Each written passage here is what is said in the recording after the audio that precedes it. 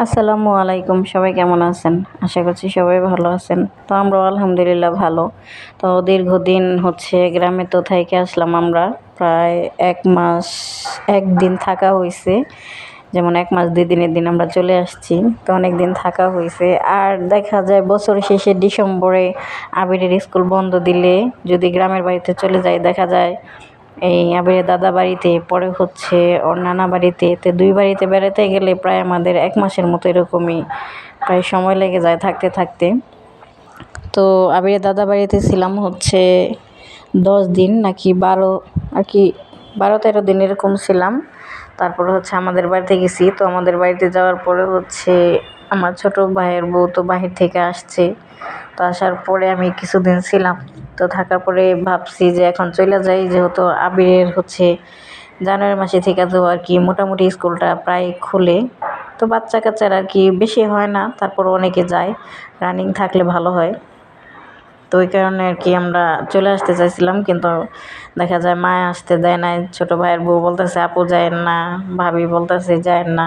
তো এরকম করে আর কি তারা বলতে বলতে প্রায় অনেক দিন থাকা হয়ে গেছে। তো বড় ভাবিও তার বাবার বাড়ি চলে গেছিল, আমাদের কারণে যায় নাই, আমাদের সাথে কিছুদিন ছিল। তো তারপরে দেখা যায় তার বাবার বাড়ি চলে গেছে। তারপর ছোট ভাইয়ের বউ চলে গেছে। তো এখন খালি বাড়ি তার থাইকে গেলাম, তারপরে আমরাও চলে আসলাম। তো মা আর কি বারবার বলতেছে একটু থাক থাক, তো মার কারণেই আর কি একটু থাকা হয়েছে, মার মুখের দিকে তাকায় থাকা হয়েছে। তো এবার মনে মনে ভাবছিলাম যে বেশি দিন আমাদের বাড়িতে থাকবো না, চলে আসবো বাসায়। তো দীর্ঘ ১ মাস ১ দিন আর কি থাকা হয়েছে গ্রামের বাড়িতে, সব মিলে এই বাড়ি ও বাড়ি মিলে। তা আসার পরে দেখেন ঘরদুয়ার মোটামুটি এখনও গোছানো হয় নাই। আর যেহেতু আপনাদের ভাইয়া ছিল, তো সব কিছু এলোমেলো। আর সবচেয়ে খারাপ লাগে ওর জিনিসটা, ও কাপড় চোপড় যে এলোমেলো করে রাখে, একটা করে পরবে একটা করে এইভাবে রাখবে, একদম পালা পালা কাপড় চোপড় রেখে দেয়। তো বারান্দায় এখন আমি বারান্দায় একটু আসছি। তো বারান্দায় আপনাদের ভাইয়া দেখেন কি সুন্দর ধনিয়া পাতা গাছ লাগাইছে। তো আমার টপের মধ্যে বিলাতি ধনিয়া পাতা গাছ লাগাইছিলাম। তো ওগুলার উপর দিয়ে আবার উনি ধনিয়া এই বীজ ছিটাই দিছে। তো এগুলাই যে হয়েছে, খুব সুন্দরই হয়েছে ধনিয়া গাছগুলা। তো এখনো মোটামুটি খাওয়ার উপযোগী হয় নাই, আর দেখা যায় ৫-৬ দিন গেলে আর কি খাওয়া যাবে। তো খুব সুন্দরই হয়েছে গাছগুলা। এই যে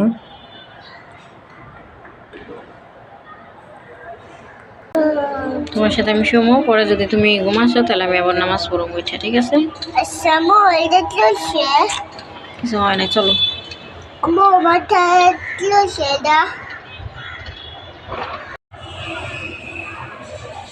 এখন রাত। তো আমি রান্না করতেছি আর একটু মাছের চচ্চড়ি করতেছি। তো চচ্চড়ি তরকারিতে একটু ধনিয়া পাতা দিলে ভালো লাগে। তো বাসায় ধনিয়া পাতা নাই। তো আমি এখন যে ধনিয়া পাতার সাথে একটা ক্রিমিনালি করতে আসছি। তো এই ছোটো ছোটো ধনিয়া পাতা এখন একটু উঠায় পরে তরকারিতে দিব আর কি। তো যেহেতু খাবার জন্য এগুলা লাগানো হয়েছে, একটু বড় হলেও খাবো, ছোট হলেও খাবো। তো এই ছোটো ছোটো ধনিয়া পাতা এখন দিব। তো এগুলাতে ঘ্রাণ আসবে কিনা কে জানে। কয়টা উঠায় দিই। বুঝছা, ভাতে মনে হয় বলক উঠে গেছে, ভাতের ডাকনা পড়ে গেল।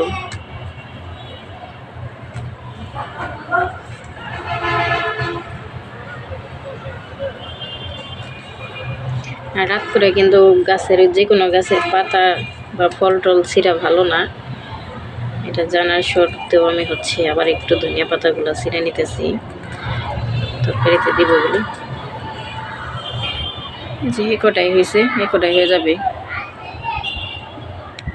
এখনো গ্রান আর কি হয় নাই, আর একটু বড় হইতো পাতাগুলা। শিকড়গুলো এখনো ছোট ছোট।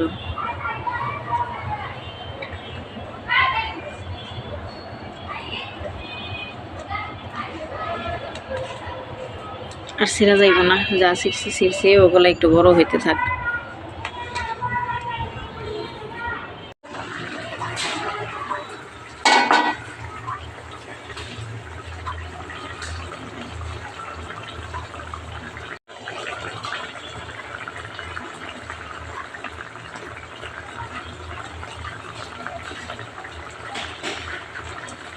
এই যে অল্প একটু ধনিয়া পাতা দিচ্ছি, তো না দেওয়ার মতোই আর কি দিচ্ছি, পরে একদম আর কি মিশে গেছে, তরকারির সাথে দেখা যায় না। এটা হচ্ছে টাকি মাছ, আলু, বেগুন, টমেটো দিয়ে আর কি চচ্চড়ি করলাম। আজকে হচ্ছে বেগুন ভাজা, টাকি মাছ চচ্চড়ি আর ইলিশ মাছ ভাজা। তো বেগুন আর টাকি মাছের তরকারিটা প্রায় হয়ে গেছে, এখন ইলিশ মাছ ভাজবো। পানি খাবা? দাঁড়া দিচ্ছি। কই তোমার ছোট গ্লাসটা কই?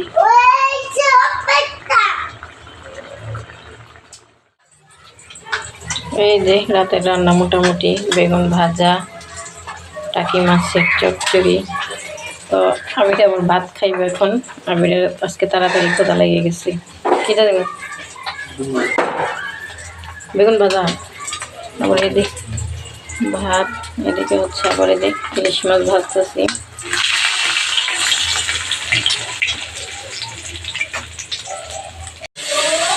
এইদিকে আবার যে ইলিশ মাছ ভাজলাম, তো এখনো ভাজতেছি। আবিদি দিয়ে দিই। কিটা দেবো?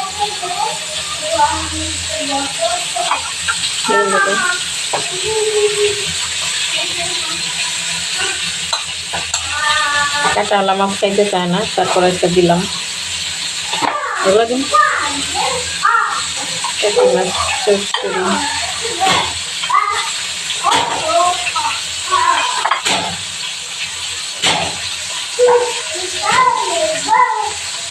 আমাদের মুখ চলতেই থাকে, ওর কথা কি বলুন।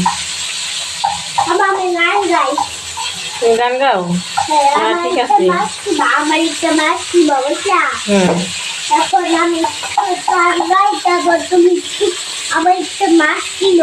তাইনি? আচ্ছা,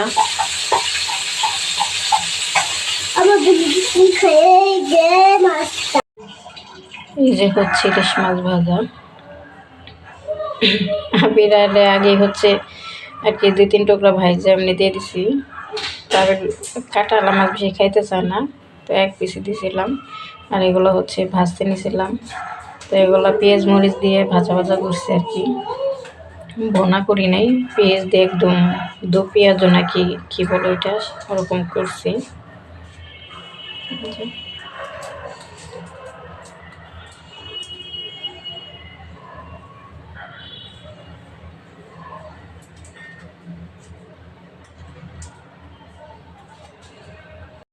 तुम्हारी इंजेक्शन नहीं आएगा नहीं तो जी जी ওরা নিয়ে হবে বাবা, मैं सुई दर्द है तो नहीं होगा ফিরে সেখানে আসো। अच्छा আমার ওয়েট করতে বললো। আচ্ছা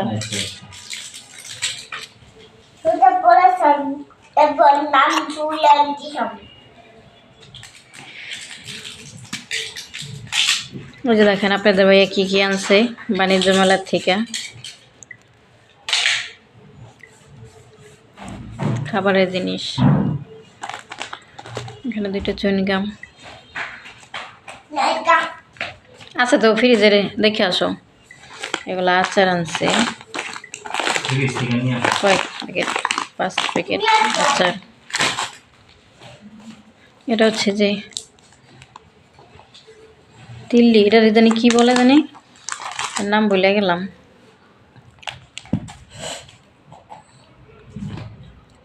এটা জানি কি বলে, যে তিল দিয়ে বানায় যে। পরে এদিকে আছে চেরি না, এই যে আমানের জন্য চেরি আনছে। আমার আবার এই চেরিটা পছন্দ করে, কেকের উপরে থাকে। এটা হচ্ছে নারকেলি।